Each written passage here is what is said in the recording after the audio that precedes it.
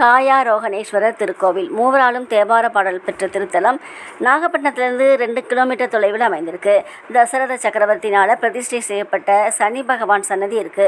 அதனால் சனி தோஷ நிவர்த்தி தலமாகவும் சொல்லப்படுகிறது. அதே போல ராகு கேது தோஷ பரிகார தலமாகவும் சொல்லப்படுகிறது. கண்ம மகரிஷியின் அறிவுரைப்படி புண்டரீக மகரிஷி தனது உடலோடு முக்தி தர வேண்டும் என்று இறைவனை வேண்டினார்.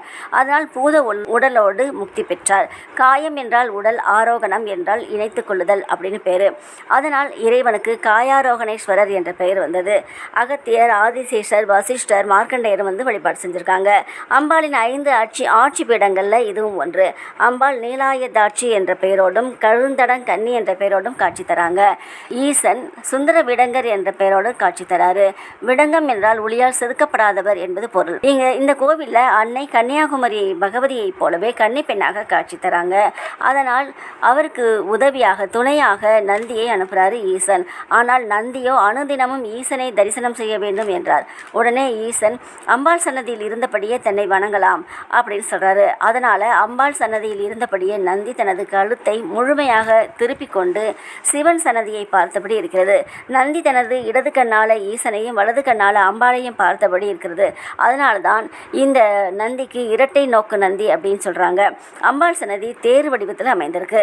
கோவில் வரலாறு என்னன்னா, கோவிலில் 4 ரத வீதிகள்லையும் யாராவது இறந்து போனால் கோவில் நடைய சாத்திடுவாங்க எல்லா ஊர்கள்லையுமே. ஆனால் இந்த ஊரில் அந்த மாதிரி இல்லை. இங்கே அதிபத்த நாயனார் அவதாரம் செய்தார். அவர் சிவன் மீது மிகுந்த பக்தி கொண்டிருந்தார். அதனால் 63 நாயன்மார்களில் ஒருவராக இருந்தார். அவர் பிறந்து வளர்ந்த மீனவர் இனத்தில் யாராவது இறந்து போனால் இறந்தவங்களை கோவிலுக்கு முன்பாக கிடத்தி விடுவாங்க. சிவபெருமான் சன்னதி திறந்தே தான் இருக்கும். அந்த இறந்தவருக்கு சிவபெருமானின் மாலை, வஸ்திரம், தீர்த்தம் அனைத்தும் கொடுக்கப்படும்.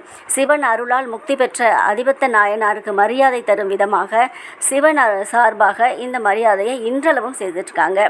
மற்றொரு வரலாறு என்னென்னா, நாக அரசன் சிவனை வேண்டி ஒரு பெண் குழந்தை வேணும் அப்படின்னு வேண்டிக்கிறாரு.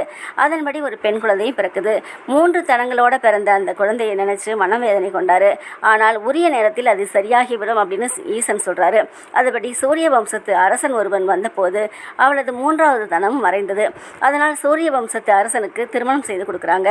சிவன் மீது கொண்ட பக்தியின் காரணமாக இங்கேயே இருந்து சிவபெருமானை பூஜை செய்தார் நாக அரசன். அதனால தான் இந்த ஊருக்கு நாகப்பட்டினம் அப்படிங்கிற பேர் வந்தது. திருவிழா காலங்களில் 4 ரத வீதிகளை மட்டுமே வீதி உலா வராமல் இந்த ஊரில் மட்டும் பொய்கை நல்லூர், பொறவாஞ்சேரி, சிக்கல், பாலூர், வடகுடி, நெத்தி, நாகூர் என்று 7 மீனவ கிராமங்களுக்கு சென்று தரிசனம் செய்துவிட்டு பிறகுதான் ஈசன் கோவிலுக்கு வருவார் என்பது வரலாறு.